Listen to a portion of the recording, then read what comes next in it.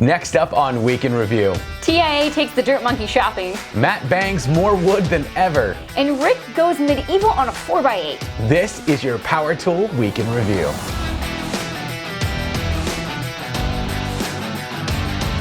Hey guys, welcome back. I'm Rob. And I'm Sarah, and here's what happened this week in the world of power tools. We're going to start off this week with a bang, specifically the sound Matt makes when he bangs on wood.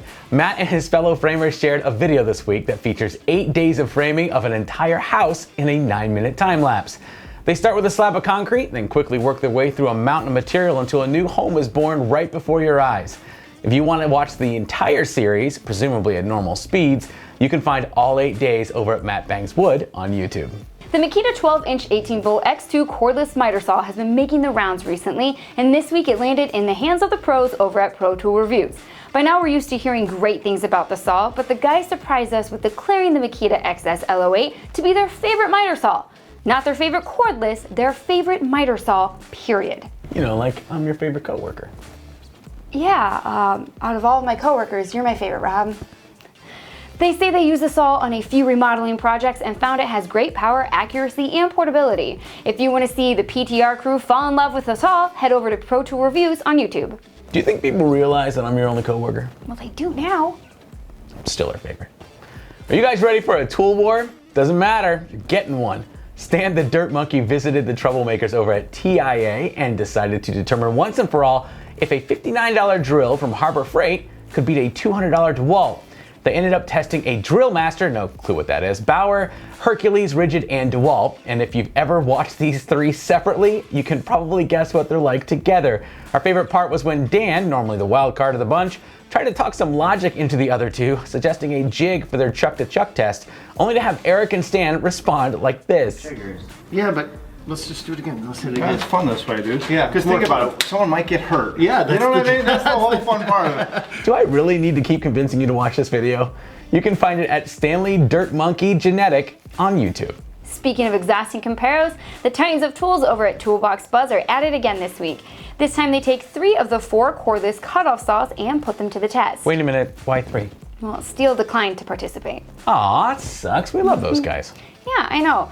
Steel, if you're listening, we don't know why you declined, but for what it's worth, there are no better hands to put your saws to the test than TBB. With that said, they did test the Milwaukee, DeWalt, and Husqvarna. Nope. Yep. No, it's Husqvarna. And you know how I know that? Because you and I went to Husqvarna and asked them, how do you pronounce Husqvarna? And that's what they told us. Please don't make me say it that way. Wait, why not? Because then my dad will disown me. Oh, come on, Mr. Sarah's dad. Be reasonable. Fine. Thanks. Husqvarna. Being a TBB comparo, there was a solid 20 minutes of detailed research and testing. If you think it's time to add metal and masonry cutting to your portfolio, head over to Toolbox Buzz on YouTube. All right, there were a lot of tool reviews this week, and we're going to wrap up our YouTube coverage in the tool review zone with Clint and the new Makita 36-volt 7¼ circular saw. Now, we can always count on Clint to spend a lot of time putting a tool through his paces, and he certainly does here. But more importantly, he's always honest and quick to point out flaws. This time around, after fawning over its power and the smooth way it delivers it, he ran into an issue with the blade guard, which had to be manually moved every time he cut. Now, so far, a few commenters have reported 0 problems with their own saws, so it's possible his was just a fluke. And if so, this might be a near perfect circular saw. You can judge for yourself over in the Tool Review Zone on YouTube. His reviews wear me out. Like, I can't stop watching them. I love them, but they wear me out. Speaking of hard work, it's time for actual work with Rob Robillard. Hey Rob, Sarah, how are you this week? We're worn out. We're good, man. I want to talk to you guys today about efficiency. Here's a story of a friend of mine. He's a painting contractor. He would show up with 5 guys every morning, and in the beginning of the day, they would take about a half hour to get their paint pots ready, their kits, and mixing the paint, pouring the paint, getting the paint brushes ready, cleaning, whatever. And then they would start work about a half hour later. Well, they would do the same thing at the end of the day, cleaning up and stuff and getting ready for the following day. So by the time the day was done, half hour in the morning, half hour at night, 5 guys, that's 5 hours a day, wasted, no production. Times 5 days, that's 25 hours of inefficient use, non-productive, non-real billable time, it's just time. So what he did is he came up with a great idea where he hired 1 guy for a half hour every day to show up early, or an hour early, and another guy to stay an hour late. So instead of 25 hours a week, he was spending 10 hours a week or 5 hours a week. And he was able to cut down. He found that one guy could do all the kits because there's not a lot of talking and chatter and joking. So I challenge you guys, my tip for this week is to think about what you can do to save you time on the job, to get you working faster, more efficiently, and to make money. That's what we're doing this for, right? We're trying to be efficient, professional, and try to get stuff done. I hope this helps you guys. It was a great lesson that I learned. See you next week. Thanks, Rob. All right, you know he makes it sound like we could save a lot of time by only having one person set up the studio each week. Nose goes. That's not a thing. Yes, it is. Now you have to set up the studio by yourself. While he does that, let's take a make or break. Rainfall Projects shared a video where he made some pretty unique gifts for his groomsmen and his father-in-law for his wedding. Mr. Chambers custom-made Irish Hurleys with a groomsman's name on them using a piece of ash slab and his CNC machine. Now, I have no idea what a Hurley is, but it sort of looks like the weirdest hockey stick I've ever seen. You can see how they turned out at Rainfall Projects on YouTube. Our Spanish-speaking Canadian friend posted a project where he made what looks like a stunning cutting board made of wooden bricks and grout. Such a creative idea. Now, the instructions are in Spanish, but Martin does such a great job of filming that I doubt you'll need to understand what he's saying. Go watch for yourself at Martin Chavaria on YouTube. Anna White used minimal tools to build a coffee table modeled after an earlier version she built for her entryway. Now, she explained that living in rural Alaska means that you can't always run out to the hardware store to get something that you forgot or need something, so you just have to learn to compromise. In this case, she had to use 2 pieces of wood for the top instead of 1. The final piece turned out beautiful. If you need some inspiration for making something this weekend, check out Anna White on YouTube. That's it for this week's Make or Break. If your favorite maker posts something great this week that you want featured on the show, please send it to me in an email at projects@coptool.com. It's time again for construction industry news brought to you by Construction Junkie. This week we're witnessing the rise of the robots on the job site, starting with Boston Dynamics' Robopup Spot. For a few months now, BD has been talking about releasing their first robot for purchase, and this week they're finally offering the opportunity to buy your very own digital DAG. Well, you can lease one at least. That is, if you have a good plan for its use and a bunch of money. They see Spot working in a variety of roles, including inspection, security, and entertainment. Yep, that's a battery-powered quadruped doing his best running man to Uptown Funk. In case they're listening, I for one welcome our new robotic overlords. Moving on to even scarier job site developments, a group of University of Michigan engineers strapped a nail gun to a drone to do some roofing work. Genius, guys.